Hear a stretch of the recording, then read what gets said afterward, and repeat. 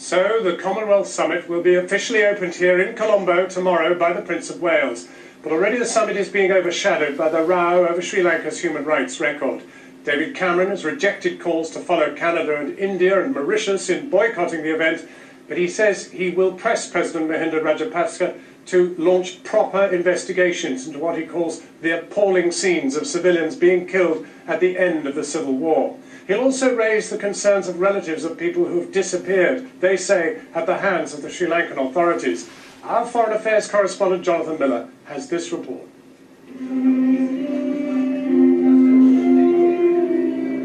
Just after 6:30 local time this evening, Prince Charles met Mahinda Rajapaksa, a man whose many critics say has blood on his hands.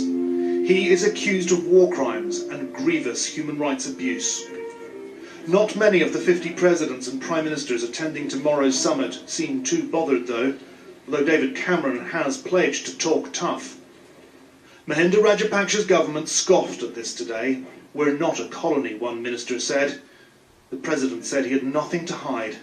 If anyone who wants to complain about a human rights violation in Sri Lanka, whether it is torture, whether it is rape, whether it is... We have a system. You all must respect the system of a country, the culture of a country. People were getting killed for 30 years. At least after 2009, we have stopped it. We have stopped it now. There is no killing at the moment.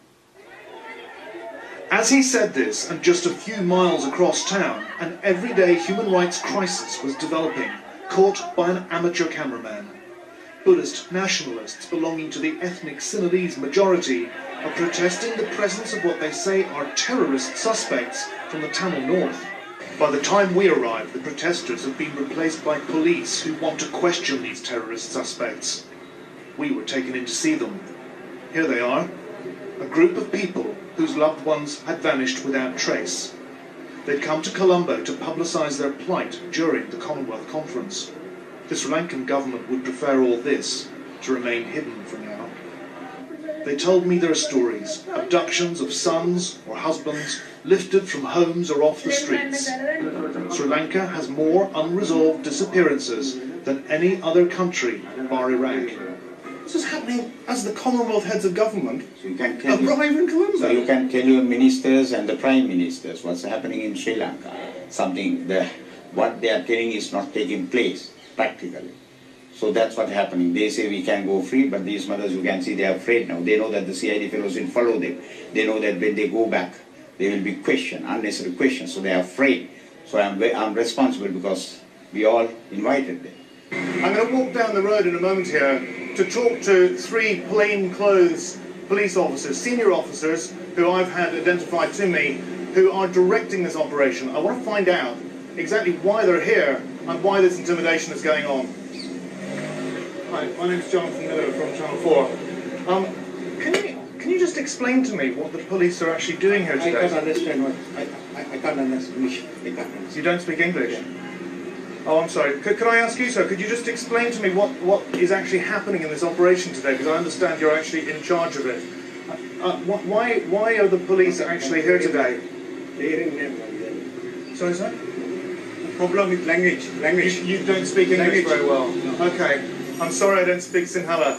But I'm just interested to know why the police are here. You talk police officers. Okay, but you're police officers. No. Police officers. You talk but I understand that you are also police officers, sir. Police officers. Yes. All right. Thank you very much. The families want to go home by train, but the police say they can't let them go without questioning. But after hours of waiting and press attention, they suddenly... Please don't walk away, sir. Just explain. Are they safe to go? Why are they suddenly safe to go? Has the situation changed? Is there no threat against them? No threat. They are safe to go. No threat of arrest. So why were the police outside for so long waiting? Why did you inform these people that you wanted them to come to the police station? Unsure whether to trust the police, not to arrest them, and having missed their train north, the Tamil families finally got on the bus. Thousands have disappeared without trace in Sri Lanka.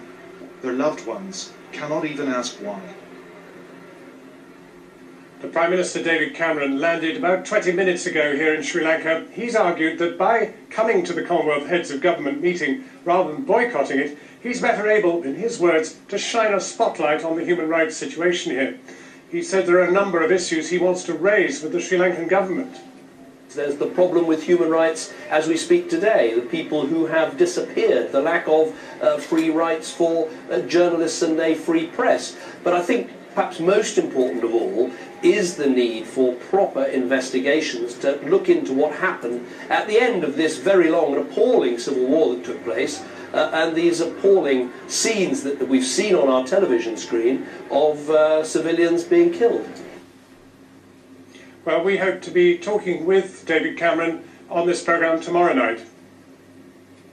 They come in the dead of night in unmarked white vans. Suspects are told they're needed for questioning. They are never seen again. That is the account of hundreds of relatives of the so-called disappeared in Sri Lanka. After Iraq, as you've heard, the country now suffers the highest number of forced abductions in the world. Thousands vanished at the end of the war, but the abductions continue to this day. Human rights groups say on average one person is disappeared every 5 days. The Indian filmmaker Lina Manimekela travelled undercover across Sri Lanka to meet the families of the disappeared, who are determined to speak out despite the huge risks of doing so. எனது அன்பு மகளுக்கு நான் என்னுடைய அன்பு மகளை எழுதிக் கொள்வது என் செல்லமே நீங்கள் எங்கு இருக்கிறீர்கள். In a village in northern Sri Lanka, a mother writes to her missing daughter. நல்ல சுகமாய் இருப்பீங்கள் என்று நினைத்துக் கொண்டே அம்மா வாழ்ந்து வருகின்றேன். மகளே நீ எப்ப எங்களிடம் வருவாய்? She sends the letters to the many unofficial camps where thousands of displaced Tamils from Sri Lanka's civil war remain, in the hope that someone will read them out. இந்த மடல் யாராவது கையில் கிடைத்தால் எனது மகளின் பெயர் துவாரகா. இந்த கடிதத்தை என் மகளிடம் கொடுத்து விடுங்கள்.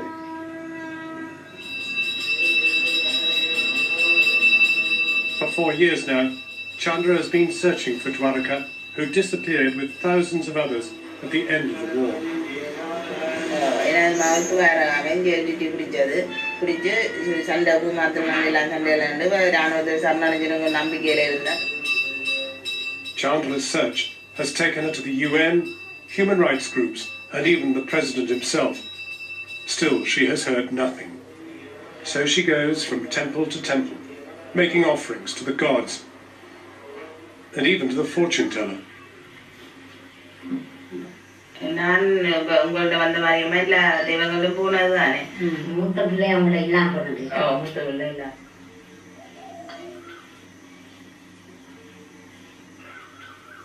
இருக்கிறதா அவங்களுக்கு ஒரு அறிகுறியுமே இல்லையம்மா. நான் இதுக்கும் வந்து பூக்கல்லி வச்சு பார்த்தேன். Chandra is not alone. Thousands of mothers across the Tamil North are still searching for their children. International organizations say up to 100,000 people remain unaccounted for. The filmmaker Lina Manimekela travelled undercover across the region now under military occupation. Human rights activists speak of a Cold War here, a population under surveillance. Can we take video? No. Yet despite the climate of fear, relatives of the missing have taken to the streets.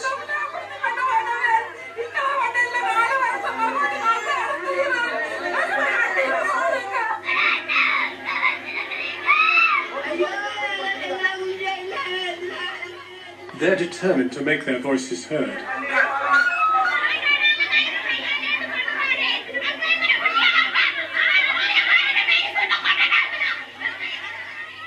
Among the crowd is Jane. She blames herself for the disappearance of her son, Ravathan, a Tamil tiger who surrendered at the end of the war. அப்ப அரசாங்கத்தை நம்பித்தான் ஒவ்வொரு பெற்றோரும் தங்களோட பிள்ளைகளை கையெழுத்தது. இப்போ நாங்களோட போய் எங்களோட பிள்ளைகளை காணையில் பதிஞ்சிட்டோ கேட்டுட்டோ வந்துட்டோம்னா அடுத்த நாளைக்கு இங்கே எங்களை விசாரிக்கிற ஒரு குழு வரும். இந்த மகன் விடயத்தில் கிட்டத்தட்ட 25-26 விசாரணை இது வரைக்கும் எனக்கு முடிஞ்சிடும்.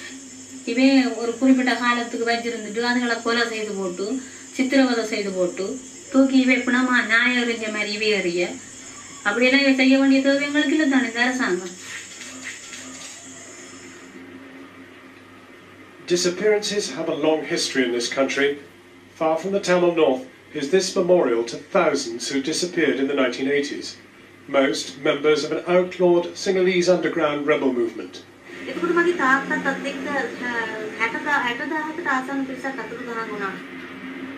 Ashila is herself Sinhalese.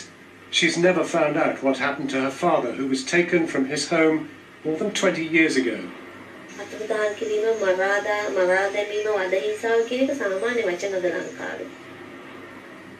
දැනට ඉන්න ජනාධිපති මහින්ද රාජපක්ෂ එයා මූලිකත්වය අරගෙන වැඩ කරා මේ ඉෂුව එක සම්බන්ධව. අපිට තියෙන කනගාටුව ඒක.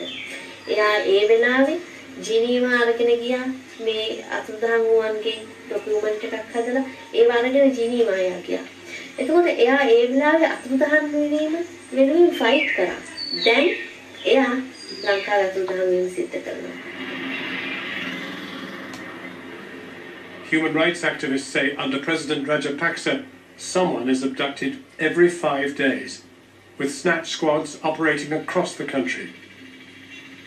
It is denied forcibly by the government, yet so many tell the same story. How suspects are taken away in unmarked white vans. They are never seen again. Sahil மோலேந்து கராத்தே டிக்கெட் அந்த டைம்ல எங்க வீட்டுக்குள்ள 4-5 பேர் வந்து எங்க அப்பாவை கூப்பிட்டாங்க. இங்க வாங்க கொஞ்சம் விசாரணை இருக்கு போகணும். You won't die, you won't live, you will just disappear. அங்க நீ ஃபைட் பண்ணாலுமா காலையில ஒரு ஹஸ்பண்ட் கொண்டு வந்துக்கிறேன்.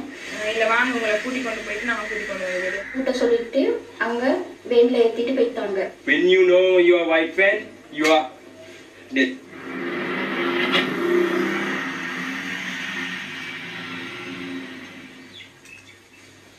Rasir and her husband Shahil Malawi were Muslims who were forced to flee their home by the Tamil Tigers during the war. She says the army moved in on him after he tried to bridge the divide between Muslims and Tamils. Well, I'm joined now by Jonathan Miller, our Foreign Affairs correspondent, who's been here now 4 days and whose report you saw earlier. Your overall impression from the first 4 days here in Sri Lanka, a country that has not been easy for us to visit of late. Yeah, we haven't been in here, John, for 4.5 years since we were unceremoniously kicked out right at the very end of the war, and I have had the full flavour in the last 4 days. A very striking experience tonight meeting some local journalists who were reporting on the same event as I was at, that standoff with the police and some of those families of the disappeared. They said to me, now you can really see what it's like here, now you can really see what we're up against. And I have been quite moved by the way in which these local journalists have been able to report, despite enormous restrictions and threats against themselves, in a very, very repressive environment. It's a scary place, John. Bad things happen, and happen a lot. I'm just producing for you my pass because something happened to me tonight which was interesting. I wanted to go and talk to some of the delegations because that's an important way to find out how everything's going. And I've been to many Prime Minister's conferences actually down the years, and you always go and mess with them in the bars, at the hotels and the rest. We're banned from the hotels. No media. We're a threat to security, in the words of the senior police officer. Channel 4 News in particular is picked upon as being a particular threat. And we are now being labelled, well, effectively Tamil Tigers. Yeah, we are, and I think there was an incident a couple of days ago when I managed to doorstep the President Rajapaksa outside one of the hotels. There was a conference venue. Apparently after our very brief chat in which I asked him whether he was concerned about these allegations of war crimes which have dogged him in the 5 years since the war, he got into his car and was absolutely furious. He was livid. And the upshot of this is that a government minister today announced an investigation as to how it all came about, that there wasn't sufficient security around the president at that time. It is very hard to get to these figures. It's very hard to ask the questions. We've put in for several interviews with senior ministers. None of them have come through. And there's one in particular that I would like to talk to. His name is Gotabaya Rajapaksa. He is one of the brothers who run this country. and he is the Defence Secretary. He's unelected, and he is credited, I use the word probably completely wrongly there, with ending this war. But the Sinhalese people are very grateful for the fact that all these years of terror are behind them now. Gotabaya Rajapaksa is blamed by virtually everyone I speak to for the climate of fear that has enveloped this country and having turned it into what is essentially a police state. Jonathan Miller, that's all from here for the moment. The Sri Lankan government would prefer all this to remain hidden for now. They told me there are stories, abductions of sons or husbands lifted from homes or off the streets. Sri Lanka has more unresolved disappearances than any other country bar Iraq. This is happening as the Commonwealth heads of government So you can arrive in Colombo. So you can tell your ministers and the Prime Ministers what's happening in Sri Lanka. What they are telling is not taking place practically. So that's what's happening. They say we can go free, but these mothers, you can see, they are afraid now. They know. So the Commonwealth Summit will be officially opened here in Colombo tomorrow by the Prince of Wales. But already the summit is being overshadowed by the row over Sri Lanka's human rights record.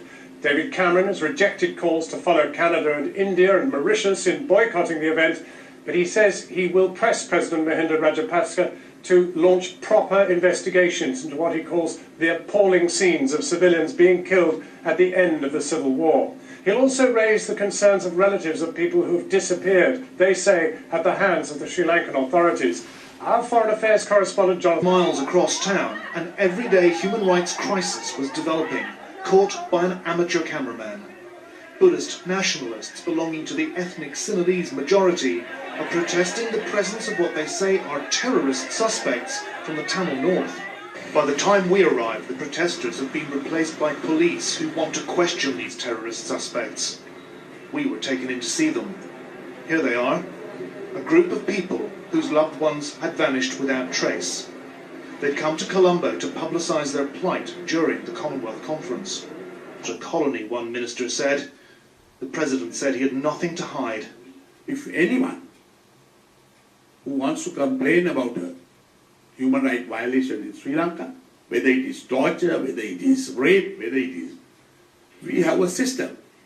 You all must respect the system of a country, the culture of a country. People were getting killed for 30 years. At least after 2009, we have stopped it. We have stopped it now. There is no killing at the moment. As he said this, and just a few... Miller has this report.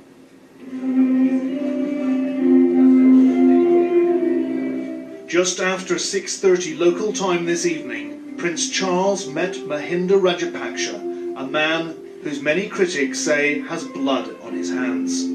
He is accused of war crimes and grievous human rights abuse. Not many of the 50 presidents and prime ministers attending tomorrow's summit seem too bothered though David Cameron has pledged to talk tough. Mahinda Rajapaksa's government scoffed at this today. We're not